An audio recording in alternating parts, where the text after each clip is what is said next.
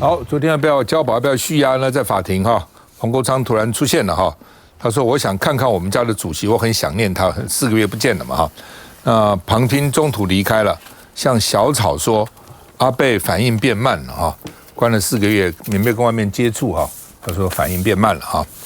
那凌晨2点，黄国昌又讲哈，呛北检说要有骨气一点，把收钱的证据拿出来，有没有拿到收钱的证据啊？那另外呢，柯文哲脸书又发文了啊，776字说检察官是滥权提讯啊。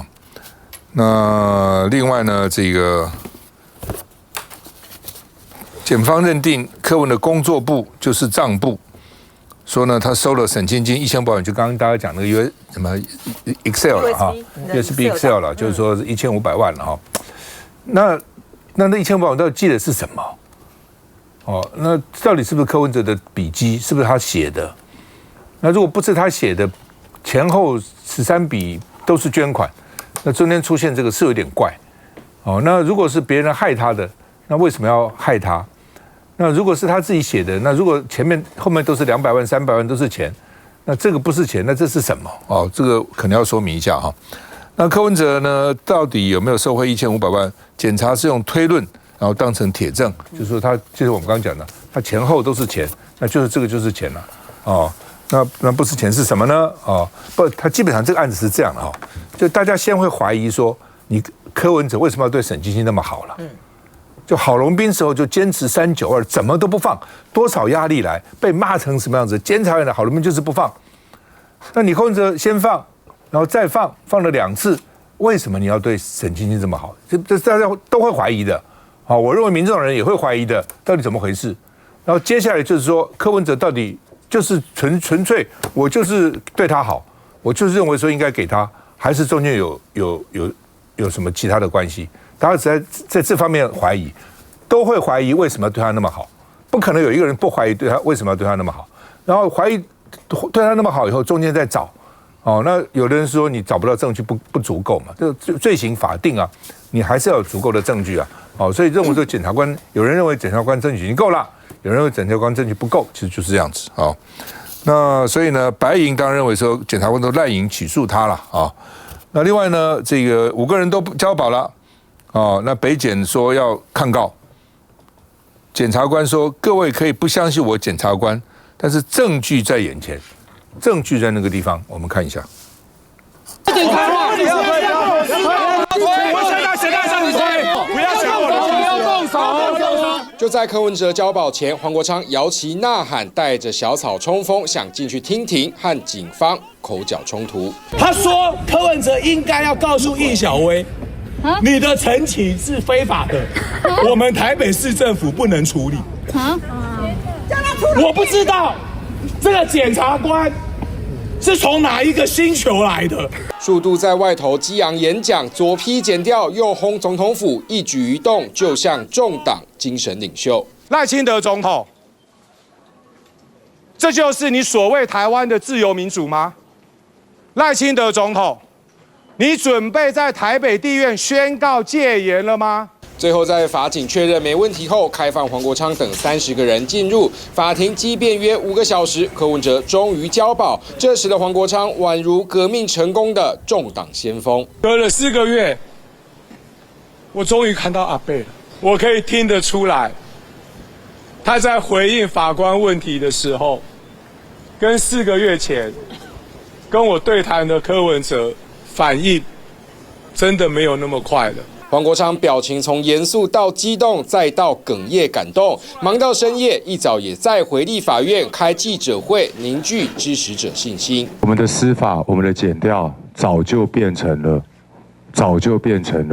赖清德政府的政治工具。请所有的台湾公民不用担心，台湾民众党站在人民的立场。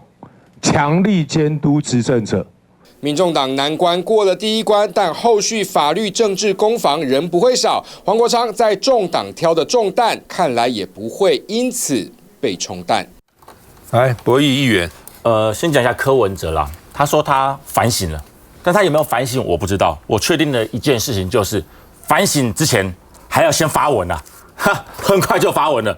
他下午1点钟不出法院，2点不到马上发文，有可能小编写的啦，不一定还是可是他照片，你看他的有一个在旁边就直接发文了。那当然他讲的非常好，就是说他谢谢大家的支持，他没有离开，还说他会这个反省自己的人生，他相信他自己不是图利、贪污甚至违法的人。我觉得他讲话讲的啦，对，讲话就是这样讲的。对，所以他除了像小草喊话之外，其实对于柯文哲而言，他还是把握到一个重点，就是不管发生什么事，要先宣传。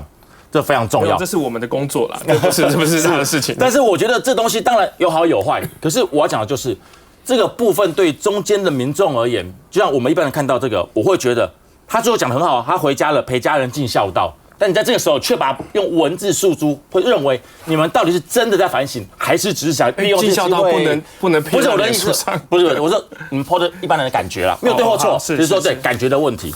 再就是柯文哲的部分，当然我有这怀疑，可是我也必须要说，压了柯文哲4个月，结果在我看到北检起诉书内容的时候，我第一个感觉是，就这样，就这样吗？没了，没有新意啊！里面所有内容几乎在之前某一个周刊全部都披露过了。我敢说，我看到起诉书之后，我发现案或案也是花边新闻，比正案还精彩啊，因为更有趣，雍正啊、踩飞轮一大堆有趣的事情，所以侦查不公开变成笑话，这个侦查大公开。我觉得不管是哪一个政党，过程当中了，对，一定要来检调，一定要查清楚啊！这个泄密几乎是确定的，不用再问了啦。到底是谁泄出来的？我觉得检调不能够当做没有事情，就是放过他，一定要查清楚。再来就是大家最想知道的，就是柯文哲这个收贿金流1500万的证据，这也是让我觉得最离谱的事情。北检的起诉书里面，第一个时间不确定，第二个地点不确定。再就是沈晶晶的秘书提了1600万，讲难听点，跟小沈1500 1500万金额还对不上，而且沈晶晶的秘书是分批提的，他不是一次提出来，这个要怎么样把它串在一起不知道。再来就是这1500万在哪里流向，完全没有说清楚。对于柯文哲指控，北检几乎全部都是从小沈1500推论而来的，而且大家也不要忘记了，昨天柯文哲这个记者会，北检记者会是有多么的大。不要说全台湾所有记者，连国外很多记者都到齐了。就北检的态度是什么？居然是不给提问，只给 Q&A 资料，这是个非常荒谬的做法。对于很多民众而言，当然直觉的反应，北检是不是心里有鬼？北检是不是很多事情根本找不到证据，压人取供？所以我说，这整个过程当中，难怪民众党，我个人觉得啊，包括小草，感觉有一种重生的感觉啊，好像重新满血复活一样。包括昨天晚上1800邀请小草到北检外面来抗议，包括黄国昌委员，包括很多的支持者都在那边为柯文哲呐喊。但是这个过程当中，让我感觉到了，不只是柯文哲，他很多事情没讲清楚，北检的无力让我觉得非常的悲哀。要知道这一次让柯文哲交保，老实讲，北院讲了一个非常让我非常惊讶的东西，就是针对这个橘子。一般来讲，我们一直都认为，包括检调一直认为橘子是一个非常非常重要的证人，他潜逃了非常严重。就北检这回针对橘子的态度是什么？他只讲了一句话，他说：“虽然检察官指称被告徐子瑜逃亡在外，却没有具体提出涉案情节，让事实昏暗不明，风险不高。”他态度直接这样讲，代表什么意思？代表北院现在根本没有把橘子当作最重要的证人啊！所以这不只是北院打了检调一巴掌啊，更是可能在讽刺啊北检的无能啊！你压了柯文哲4个月，居然连具体事证都提不出来。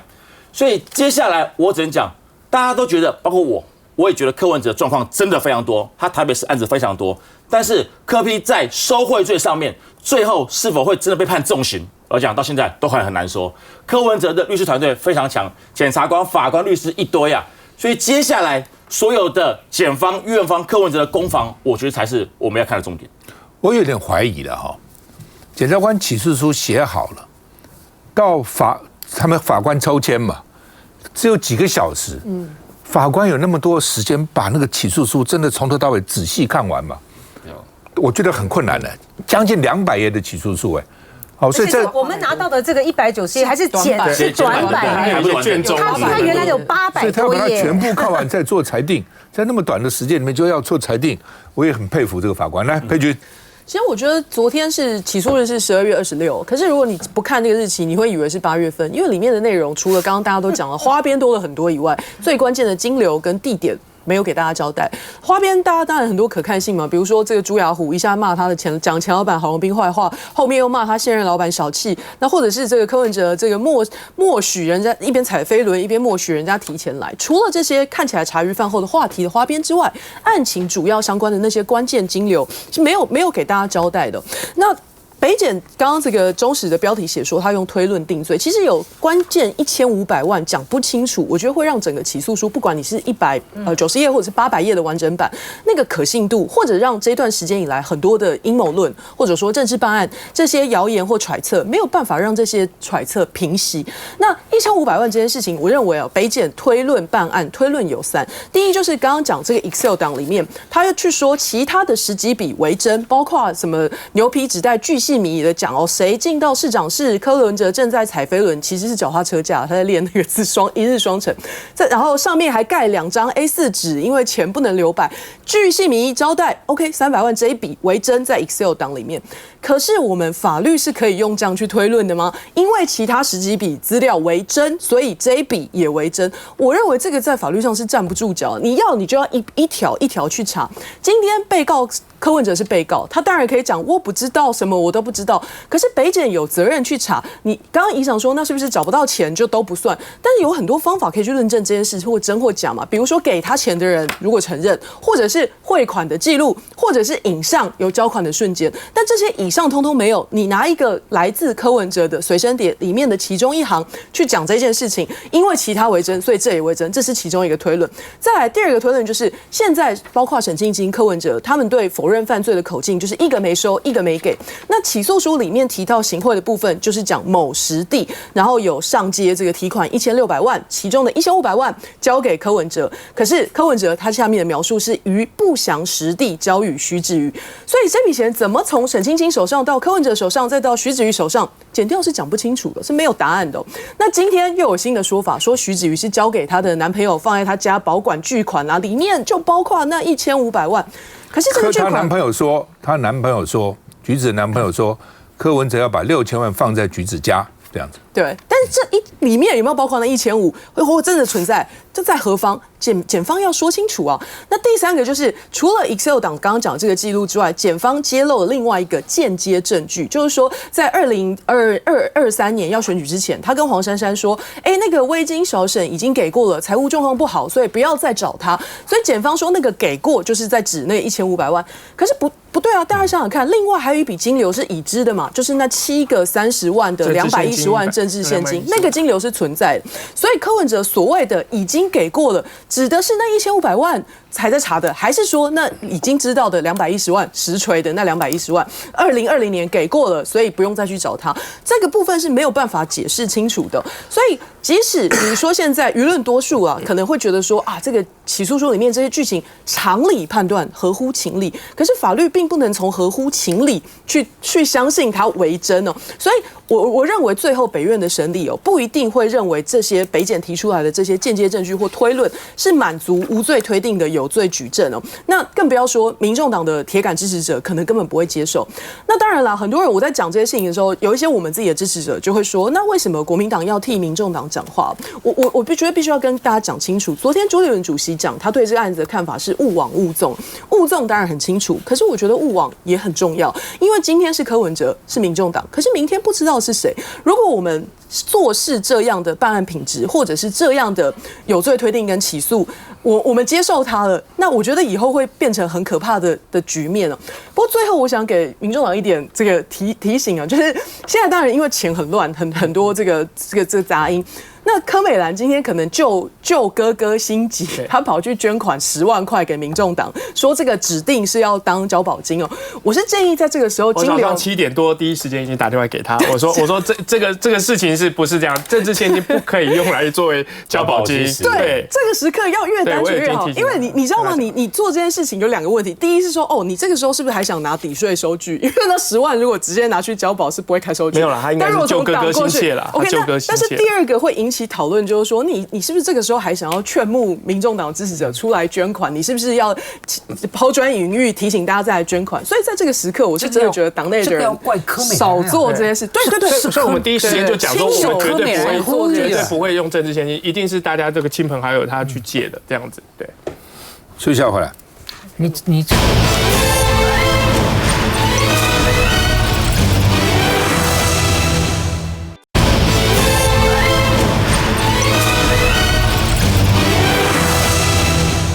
好，那么柯文哲3000万交保了，说检方的最大的败笔就是橘子了。橘子它有多重要？检方认为橘子很重要。哦，橘子是柯文哲的大账房，柯文哲的交代他怎样的，叫他赶快走。那法院认为不重要，法院说你们具体讲他的这个罪证到底是什么，他犯了什么罪啊？哦，然后呢，这个柯文哲有脚手橘子逃亡吗？哦。那这个律师说没有哦，杀了检方说没有啊。那柯文哲本身讲的是说，他说我那个 orange 哈，我是写错了，应该是 arrange 哦，这点反正柯文哲要怎么讲随便他了哈。ORANG 跟 ARRANG， 国中生都知道这该怎样。你柯文哲台大医科毕业的，智商159。你这怎么会写错呢？我真的不相信他写错了。不是他线乱了，为什么？因为他前面的精华的精也写错了。他说他是写亮晶晶的晶，其实是北京的京啊。arrange 是要安排他的家人出国，并不是叫橘子出国。柯文哲是这样讲的，当然他这样解释了哈，有点牵强。我觉得orange 跟 arrange 这差太远了哈。那这个检方证明说，橘子根本不是什么大账房。哦，这是柯文哲的脸书了。他说：“你看，检方讲了半天也没讲出他的这个罪证啊，等等哈。那另外呢，这个柯文哲说我是随手写的啦，我也没有叫橘子逃亡啊。哦，你就乱讲嘛。所以呢，我只是把英文拼错了。你不会拼错英文吗？哦，orange， 我本来是要写 arrange。哦，那 arrange 是干嘛呢？”他因为我要安排妻子及子女出国，好厉害哦，所以并不是叫 Orange 出国，英文很好，还想得到，住的是金华酒店，而且还接得上，对，厉害。强调一下，前面2字是金华，他金华跟家人出国什么关系呢？金华酒店呢？对啊，他说出国的案子，金华是国内的啊，不是他写错金华是国内的，因为他的解释是金华城的案子很多纷扰，他想叫家人出国。金是那个精华了，对，他的英文水准比你口译哥好多了。柯文哲，因为呢，橘子的男友家说柯文哲曾经要藏6000万在橘子家，那藏了没有不知道哦，男友没有讲清楚了哈。那黄国昌就说：“你能用传闻证据来抹黑吗？”哦，那就这是一个传闻，你真的没有看到那6000万嘛，在柯文哲家嘛？哦，那因为罪行法定，你还是要有证据的哈。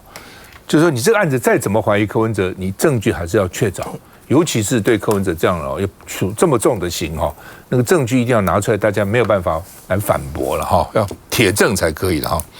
那有所谓说，橘子是不是应该回国了嘛？柯文哲也交保了。那你橘子还在外面干嘛呢？应该回国让检察官问一问呢。哦，那另外呢，这个因为之前有谈到什么比特币啊，说柯文哲去买的比特币啊，然后放在冷钱包里面呢，哈，所以黄国昌说你起诉这都不提啊，你们外面杂志不是说你们查到比特币什么吗？哦，等等啊。那另外呢，这个说柯文哲家有搜出冷钱包，没有办法解锁。哦，我也问冷钱包是什么，他们说是那个什么比特币啊，这些币呢因为怕人家把它怎么乱弄啊，就要锁在一个什么钱包里面去哈。那当然了，检方也特别说柯文哲传给黄珊珊的说未经小审已给过了，就认为说他已经给过了。那给过这是给什么呢？哦，210万就够了吗？还是只1500万给过，还是有其他的钱？哦，所以你不要再跟他要了。哦，那黄珊珊是一直找小沈要钱吗？到底怎么回事？我们看一下。柯文哲当初的羁押理由就是因为橘子还潜逃在国外，如今柯文哲遭到起诉了，但是这方的律师呢却认为说起诉书这么厚一叠，但是橘子的部分却只占了相当少。柯文哲涉贪案全案终于侦结起诉，上百叠卷宗摆在桌上都快放不下了。但柯文哲的律师指控橘子徐子瑜占的比例只有一小部分，更别说起诉书里面以及提供媒体的新闻稿，橘子的篇幅少之又少，也没有明讲他做了什么。2年前，柯文哲参与金华城动土典礼，检方查出就是在这里收受汇款。关键人物橘子徐子瑜这几年都在负责安排柯文哲和威金集团主席沈庆金互动，而在当时也陪同出席动土典礼。里。柯文哲收1500万后，交由徐子瑜保管，还有收来的150万，同样给徐子瑜负责转交。物权妙天也给了1000万元，柯文哲指示橘子拿给竞办主任李文宗，还有陈银柱的300万，也是徐子瑜拿到北捷给周芳如，直到今年3月还要求他把400万放好。这些就是全部提到在逃徐子瑜的篇幅，100多页的起诉书内占了不到10项，也让柯文哲在法庭上批评橘子根本不是他的账房，而能不能定罪贪污的关键还有他。柯文哲在羁押庭中还是从头到尾否认收贿，包含1500万元，威金集团主席沈庆金否认行贿，而柯文哲也否认收贿。至今这1500万在哪里还不知道。另外还有210万元，顶月开发董座朱雅虎面对检方问话，有坦承贪污行贿。不过柯文哲的竞办财务长李文宗则是一口咬定，从头到尾就是政治现金，目前金流用途不够具体，恐怕难以定罪。检察官手上握的证据有多少？接下来柯文哲律师也会先确认证据有没有证据能力，再来争执有没有对价关系，到底是收贿还是图利，简便攻防，这场战还在打。你怎么看？北院做出裁定交保的是非常正确的决定哈。在这个检方的起诉书公布了以来，然后在主要的证据金华城案，主要证据如此脆弱的情形之下，你还要继续的去压柯文哲。那这样子必然他就是知道自己的证据不够，还要等橘子回来嘛。对，但是所以就北院就像刚才博弈讲的嘛，就是打了这个北检一个巴掌。你在检方在这个起诉书里面呢，把橘子呢描绘成非常的重要啊，包括他拿柯文哲拿陈英柱的钱，也是透过橘子这边去居间的联系，然后沈庆金的部分呢，也是橘子去居间联系，但是呢，它的关联性哈，特别是在于是1500。这个到底是什么？目前为止，柯文哲也没承认，沈庆金也没承认。你不能够因为说其他的都是钱，所以我这个1500一定是钱，这样是说不过去的哈。然后人事实地物都没有办法交代，在某时某地怎么就交了给他？然后橘子在中间呢，居间的在联系。他怎么联系呀？到底是怎么交的？检察官证据就是那个 Excel 的1500，他就只有那个1500，然后从那边去推断，其他一切都推论了。这不就像是陈水扁假造出来的那个南线专案，到什么地方交付钱一样哈。当然，我觉得检方不至于像陈水扁这么的，就是要去炮制他自己的脱罪的这个证据如此的离谱了哈。可是呢，你不管是见沈庆金12次也好，见20次也好。你没有查到这个金流，你没有查到钱，就是没有查到钱。检方再去查应小维的那个金流的时候，一笔一笔清清楚楚哈。然后呢，你能够对于他在地下室的时候，由会计师来交给你一笔来自企业界的钱，然后陈英柱的钱，哪里的钱，谁的钱，都那么的清楚，就唯独在这个关键的1500上面呢，留下了一个这么大的一个漏洞哈。在这种情形之下，法院还继续的去压柯文哲，你可以想象引起来的小草的这种愤怒感会有多大哈，也落实了政治追杀的这样子的一种想象。我觉得，如果是这样子判决的话呢，对于整个未来的这个司法的进展是非常不利的啊。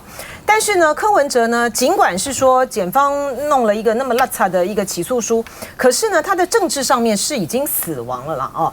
就说这份起诉书里面，他的旁系呢非常的精彩，而他的旁系呢所构建起来的一个柯文哲呢，根本不是什么清廉啊、公开透明，根本就是完全是他塑造出来的一种想象。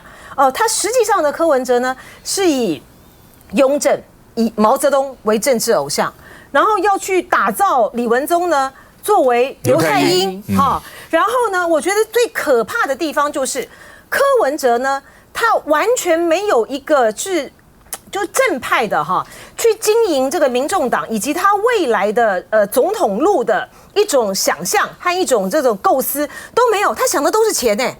然后呢，他在这个正二代、富二代，对，然后他在这个民众党对副东局，我们待会儿还会再谈这个事情啊。我觉得非常的匪夷所思，而且骇人听闻。他就是要打造一个党国的白金系统，白金党国系统。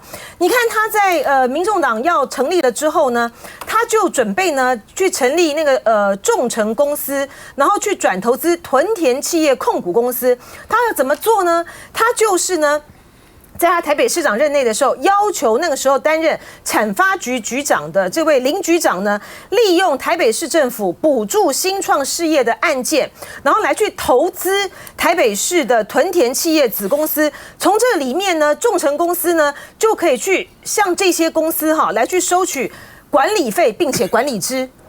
怎么会有这么离谱的这个事情啊？然后呢，而且很严重。他一天到晚就会讲，就是说他跟检方的讲法也是这样啊，我都不管钱呐，我这个什么都不知道了啊。然后金华城的案子我也都不知道，怎么会不知道呢？这个2017年的时候，从金华城一开始，朱雅虎开始关说的时候，他就知道啊，他就清清楚楚啊，他哪里不管钱呢？他的钱很清楚啊。他在跟那个李文宗在交代，跟周瑜修在交代的时候，我们有这样4个账户，然后怎么来管理，谁要管理，然后肖像权的敦要怎么谈。清清楚楚的，所以这一份的起诉书呢，尽管在主要的证据力上非常的脆弱，可是在于柯文哲的人设的形象上面呢，是彻底的柯文哲已经打毁了。我觉得他政治上已经死刑了。那是你要补充？我觉得院方之所以准于交保，没有出口讲清楚的原因，不好意思讲。就说你们剪掉4个月搞成这个样子，我再准的话变成笑话，因为我院方也对你们剪掉也是的能力，就是不相信。不过我觉得院方对橘子的评价，我觉得是大可不必讲的那么绝。他就是说橘子不重要了，怎么不重要呢？我觉得橘子检方没有办法进一步去讲得很清楚的原因，就是没有橘子。是因为橘子一直没有引起注意，虽然他跟柯 P 跟得很紧，他很多重要的角色他都插一脚，但是你看整个过程当中，橘子，你看现在回去找那些相片，橘子都在旁边呢。橘子你看都很得意，都很嚣张，有的时候你看柯 P 比什么，他比什么很重要，但是他并没有。但是这样就犯罪这一个方面他有没有被引起注意啊？等到引起注意的时候，他跑掉了，打跑掉了，你知道？所以呢，我问过你们里头很多高层，为什么他不回来？为什么你们没有喊话？为什么Peggy这么爱老公？不是检方已经为什么不喊1、2句，说你回来救救我老公？但是呢，我觉得他们给我的答案都只有一个，他说Peggy。这个橘子知道一回来就要关啊，但是我觉得橘子不回来的原因是一个，他还在看柯文哲一旦出来以后，他的方向是怎么走，因为柯文哲不同的走法，橘子自有打算。不过橘子如果要在海外移植要很久也不容易，护照可能也被他他已经被注销了，被注销了。所以他一个年纪轻轻的女孩子，你怎么害她这么苦呢？对不对？